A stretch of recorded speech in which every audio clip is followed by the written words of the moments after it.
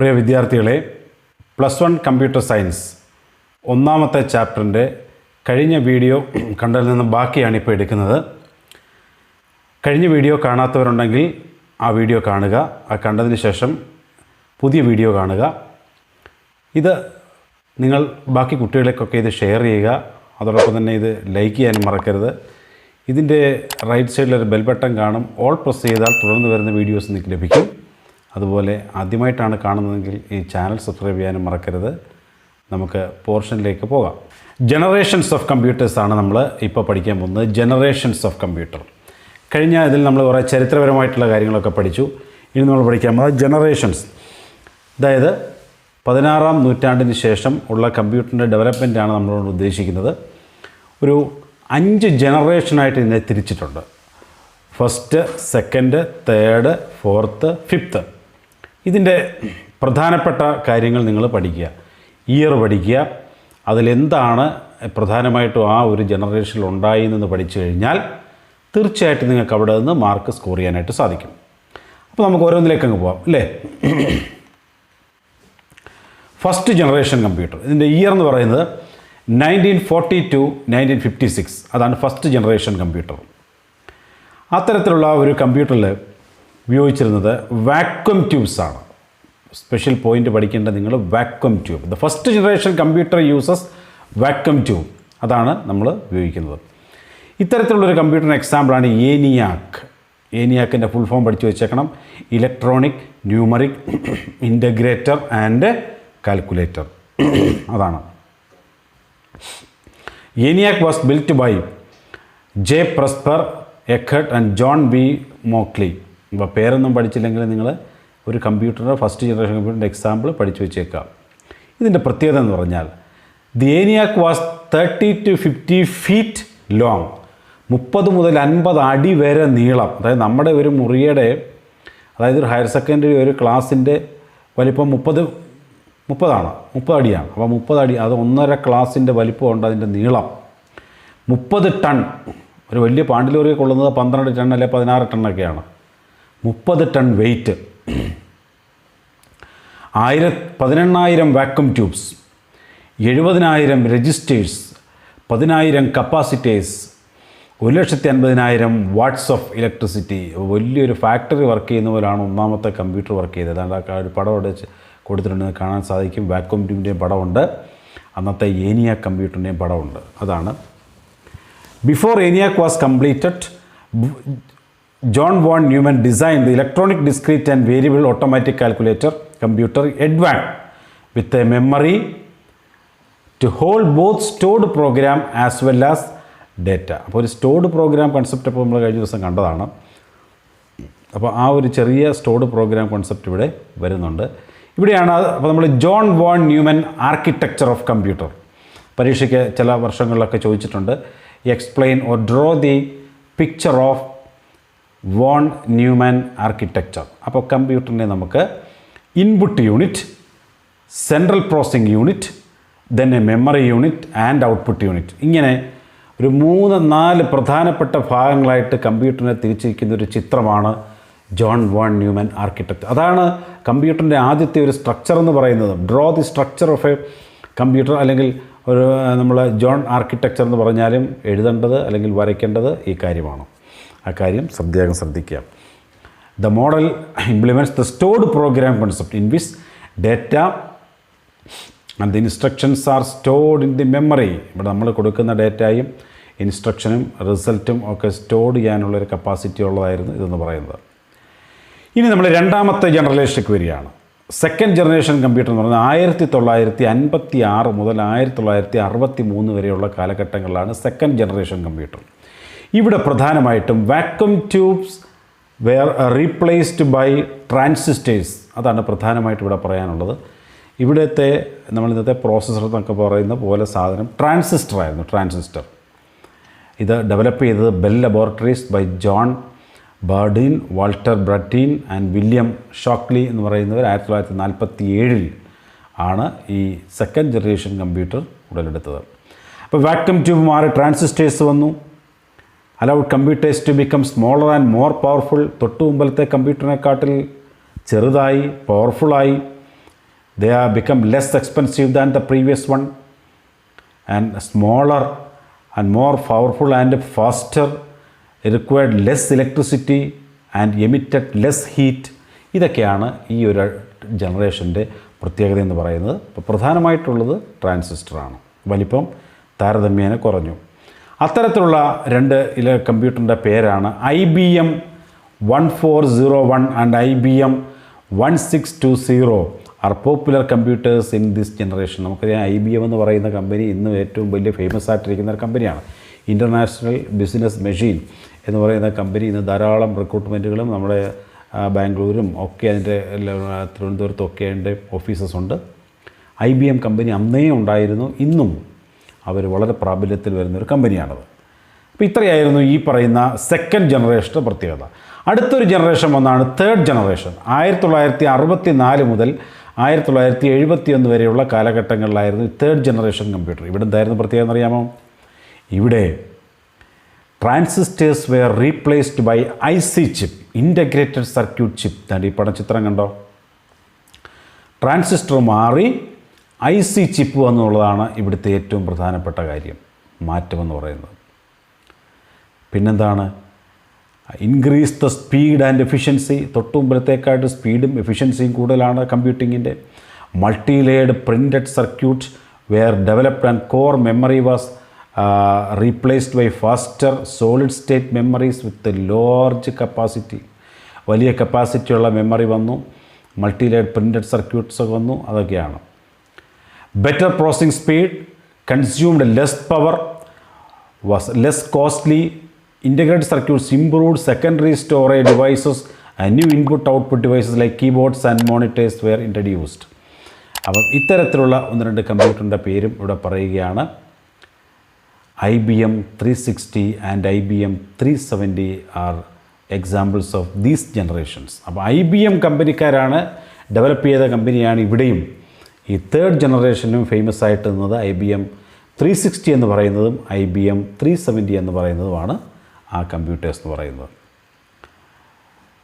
അടുത്ത ജനറേഷനാണ് fourth generation computer. 1971 ശേഷം വന്ന ജനറേഷൻ, അതാണ് ഫോർത്ത് ജനറേഷൻ. ഇവിടെ എന്തായിരുന്നു പ്രത്യേകത? ഇവിടുത്തെ പ്രത്യേകത, these computers are with micro processors and called micro computers. അപ്പോൾ മൈക്രോ പ്രോസസ്സേഴ്സ് വന്നത് ഈ കാലഘട്ടങ്ങളിലാണ്. ഫോർത്ത് ജനറേഷൻ കമ്പ്യൂട്ടർ 1971 ശേഷം വന്ന ഒരു ഡെവലപ്മെൻറ്റാണ് മൈക്രോ പ്രോസസ്സർ. ആ മൈക്രോ പ്രോസസ്സറിൻ്റെ ചിത്രമാണ് ഈ കൊടുത്തിരിക്കുന്നത്. ഇന്ന് നമ്മുടെയൊക്കെ കമ്പ്യൂട്ടറിലുള്ളത് ഈ മൈക്രോ പ്രോസസ്സറാണ്. അപ്പം അവിടെ മൈക്രോ പ്രോസസ്സർ എന്ന് പറഞ്ഞാൽ എന്താണ്? It's A single chip which contain large scale integration of electronic components like transistor, capacitors and resistors etcetera. അപ്പോൾ ഇതിൻ്റെ എല്ലാം കൂടി ഒരു സമ്മിശ്രമാണ് മൈക്രോ പ്രോസസ്സർ ഉള്ളത്. അപ്പോൾ ഏതിൻ്റെയൊക്കെയാണ് മൈക്രോ പ്രോസസ്സർ എന്നാൽ സിംഗിൾ ചിപ്പാണ്. അതിൻ്റെ എന്തൊക്കെ കാണും? LSI, large scale integration of electronic components like transistor ഉണ്ട്, കപ്പാസിറ്റർ ഉണ്ട്, റെസിസ്റ്റർ ഉണ്ട്. ഇതിൻ്റെ എല്ലാം കൂടി ഒരു സമ്മിശ്രണമാണ് പറയുന്നത്. Due to the development of the microprocessor it is possible to place computers central processing unit on a single chip. CPU on a single chip is called a microprocessor, we can say that. അതിനുശേഷം വന്ന very large small scale integration, അതായത് VLSI, അതും പിന്നീട് വന്നൊരു ഡെവലപ്മെൻറ്റാണ്. ഇത്തരത്തിൽ ആദ്യ കാലഘട്ടങ്ങളിൽ വന്നൊരു കമ്പ്യൂട്ടറായിരുന്നു IBM PC ആൻഡ് ആപ്പിൾ. അപ്പോൾ IBM കമ്പനിക്കാരും ആപ്പിൾ കമ്പനിക്കാരും ഈ ഫോർത്ത് ജനറേഷൻ ധാരാളം കമ്പ്യൂട്ടറുകളൊക്കെ ഇറക്കിയിട്ടുണ്ട്. ഇതാണ് ഫോർത്ത് ജനറേഷൻ. ഇനി അടുത്തതാണ് ഫിഫ്ത്ത് ജനറേഷൻ കമ്പ്യൂട്ടർ എന്ന് പറയും.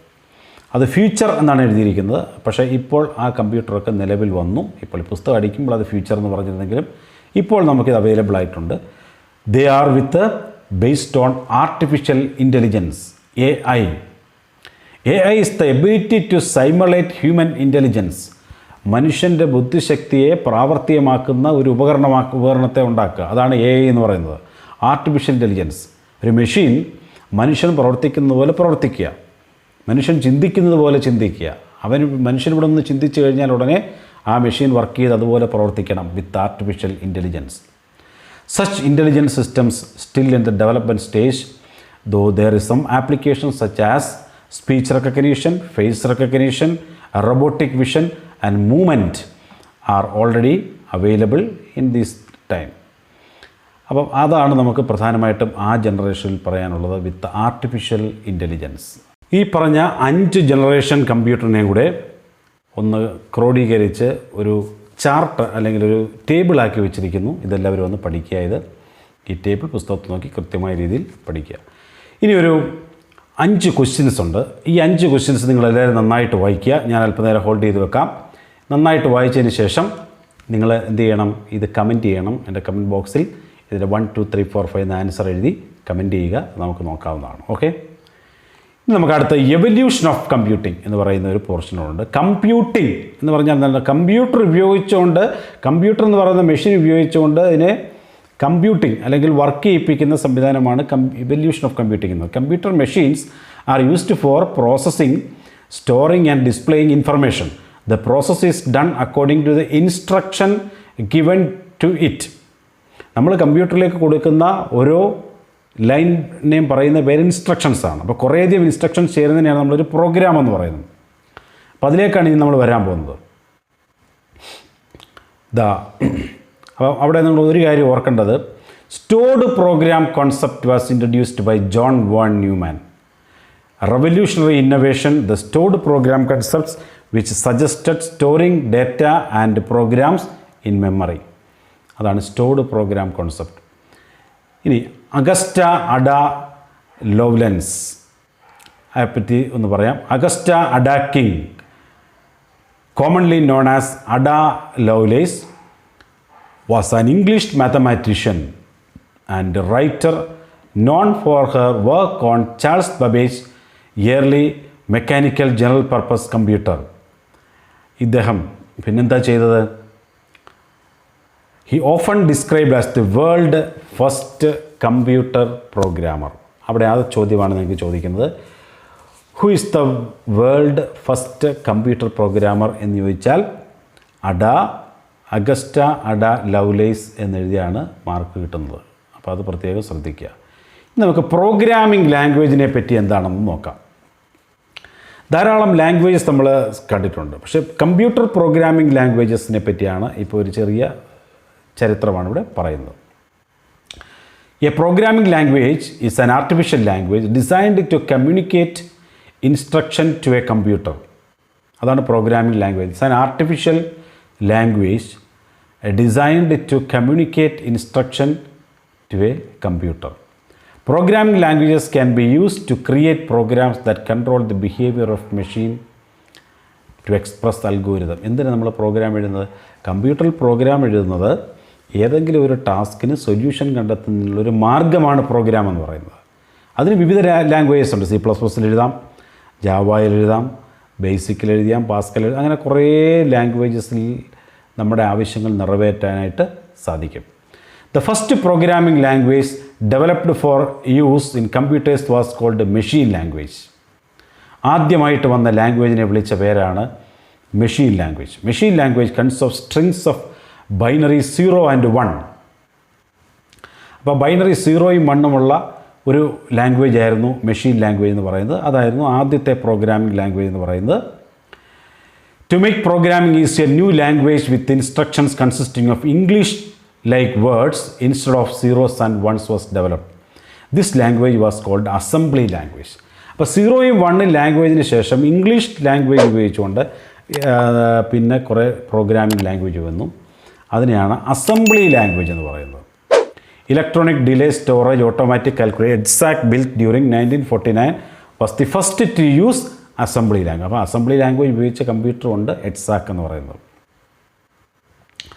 പിന്നീട് കമ്പ്യൂട്ടറിൻ്റെ കുറേ ഡെവലപ്മെൻ്റ് ആയിരുന്നു. കുറേ കമ്പ്യൂട്ടറിൻ്റെ പേരൊക്കെ പറഞ്ഞിട്ട് UNIVAC for this type, FORTRAN developed for the team led by the John Backus IBM. കുറേ അസംബ്ലി ലാംഗ്വേജൊക്കെ അതിനകത്തിൽ ഉപയോഗിച്ചിരുന്നു. അപ്പം ആ ലാംഗ്വേജ് വന്നു. ആ ലാംഗ്വേജ് വന്നതിന് ശേഷം വന്ന മറ്റൊരു ലാംഗ്വേജാണ് ഹൈ ലെവൽ ലാംഗ്വേജ് എന്ന് പറയുന്നത്. ഈ പറയുന്ന ഫോർട്രാൻ, പാസ്കൽ, C++ എന്നൊക്കെ എന്ന് പറയുന്നത് ഹൈ ലെവൽ ലാംഗ്വേജാണ്. They are English level letters. അതാണ് ഹൈ ലെവൽ ലാംഗ്വേജ് എന്ന് പറയുന്നത്. നമ്മളിപ്പോൾ ഉപയോഗിക്കുന്നതൊക്കെ ഹൈ ലെവൽ ലാംഗ്വേജാണ്. C++ൽ ഒരു പ്രോഗ്രാം എഴുതിയാൽ അതൊരു ഹൈ ലെവൽ ലാംഗ്വേജാണ്. കാരണം അത് നല്ലപോലെ ഇംഗ്ലീഷ് നമ്മൾ എഴുതുന്നു, അത് ഇൻസ്ട്രക്ഷൻ കൊടുക്കുന്നു, അത് ഇൻ്റർപ്രറ്റ് ചെയ്യാനായിട്ട് സാധിക്കും. ഇനി algorithm and computer program. Algorithm എന്ന് പറഞ്ഞാൽ എന്താണ്? അൽഗോരിതം എന്ന് പറഞ്ഞാൽ പ്രോഗ്രാം എഴുതുന്നതിന് സഹായകമായിട്ടുള്ള തിയററ്റിക്കലായിട്ടുള്ള ഇംഗ്ലീഷ് ലാംഗ്വേജിനെയാണ് അൽഗോരിതം എന്ന് പറയുന്നത്. അൽഗോരിതം എന്ന് പറഞ്ഞാൽ സെറ്റ് ഓഫ് ലൈനാന്ന് പറയുന്നത്. Algorithm is the step by step procedure to solve a problem. ഒരു പ്രോബ്ലത്തിന് സൊല്യൂഷൻ കണ്ടെത്തുന്നതിന് വേണ്ടിയുള്ള സ്റ്റെപ്പ് ബൈ സ്റ്റെപ്പ് അതിനെയാണ് നമ്മളത് പറയുന്നത് അൽഗോരിതം എന്ന് പറയുന്നത്. അതിന് ശേഷമേ പ്രോഗ്രാം എഴുതാൻ സാധിക്കുകയുള്ളൂ. ഒന്ന് രണ്ട് കാര്യങ്ങളുണ്ട്. തിയറി ഓഫ് കമ്പ്യൂട്ടിംഗ് എന്ന് പറയുന്ന ഒരു ചെറിയ പോർഷൻ അതിനകത്ത് ഉൾപ്പെടുത്തിയിട്ടുണ്ട്. Theory of computation is the branch of that deals with the how efficiently problems can be solved based on computation models and related algorithms. In order to perform a rigorous study of computation, computer scientists work with mathematical abstractions of computers called model of computation. നമുക്ക് ഈ Allen Turing എന്ന് പറയുന്ന ഒരാളുടെ കമ്പ്യൂട്ടേഷനെ പറ്റിയാണ് ഇവിടെ പറയുന്നത്. There are several models in use, but the most commonly examined in the Turing machine, named after the famous computer scientist Alan Turing. Alan ട്യൂറിങ്ങിൻ്റെ നാമധേയത്തിൽ വന്ന ഒരു കമ്പ്യൂട്ടിംഗ് മെഷീനാണ് ഇവിടെ പരിചയപ്പെടുത്തുന്നത്. Alan Turing. Contribution of Alan Turing. Alan Turing was a British mathematician, logician, cryptographer and computer scientist. He made significant contribution to the development of computer science by presenting the concept of algorithm and computing with the help of his invention, the Turing machine, which is considered as the theoretical model of general purpose computer. അദ്ദേഹം ചിന്തിച്ചത് can machines think, ഒരു മെഷീന് ചിന്തിക്കാൻ കഴിയുമോ എന്ന ചോദ്യം ചോദിച്ചുകൊണ്ടാണ് ഈ Allen Turing അദ്ദേഹത്തിൻ്റെ Turing machine develop ചെയ്തത്. അപ്പം അത് നമുക്ക് അതിനെപ്പറ്റി ഒന്ന് നോക്കാം. ട്യൂറിംഗ് മെഷീൻ എന്താണ്? ഈ ട്യൂറിംഗ് മെഷീൻ എന്നുള്ളതാണ് ഒരു വളരെ ചുരുക്ക രൂപത്തിൽ പറയാമിത്. Turing machine is a model of computer proposed by Alan Turing in 1936. It is conceived as an ideal model of computing. Alan Turing reasoned that any computation that could be performed by a human involved writing down intermediate results, reading them back and carrying out actions in a dependent only what has been read and current state of things. നമ്മളിപ്പോൾ ഒരു കാര്യം ചെയ്യുകയാണെങ്കിൽ intermediate results ഉണ്ടായിരിക്കും. ഇടയ്ക്കൊരു result കിട്ടും. ആ result എവിടെയെങ്കിലും store ചെയ്ത് വെക്കണം.